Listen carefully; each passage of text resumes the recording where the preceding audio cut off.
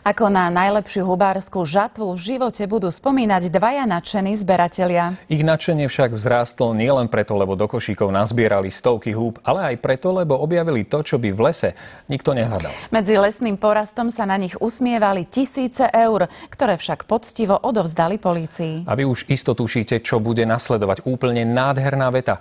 Kto ich stratil, nech sa prihlási. Otec so synom dnes priniesli z ľubotinských lesov poriadne bohatú úrodu.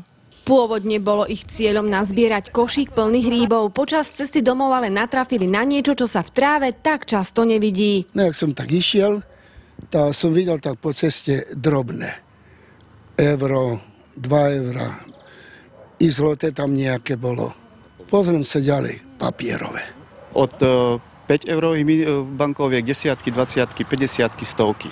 Boli rozhádzané na úseku asi 30 metrov. Mužov takáto netradičná úroda najskôr šokovala, no ani na sekundu nezaváhali, čo s nájdenými peniazmi urobia a okamžite kontaktovali políciu. Neviem si predstaviť, že by som za tie peniaze príklad urobil kachličky a koľko razy pôjdem po nich, poviem, aha, to je z nájdených peniazí nevratených. No, určite by to nebolo. Človek poriadne nespal v noci. Uvedený prípad je ojedinelý, klobúk dolu pred týmito nálezcami. Niekoľko tisíc eur teraz čaká na svojho majiteľa na ľubotinskom obvodnom oddelení. Ak sa do roka neprihlási, zhltne peniaze štátna pokladnica. Od poctivých nálezcov sme sa ešte chceli dozvedieť, kde sa takýto hubársky raj nachádza. Nie, v žiadnom prípade potom by nám vyzberali takéto úrody. Z Ľubotína pre televíziu Joj, Maja Pavlíková.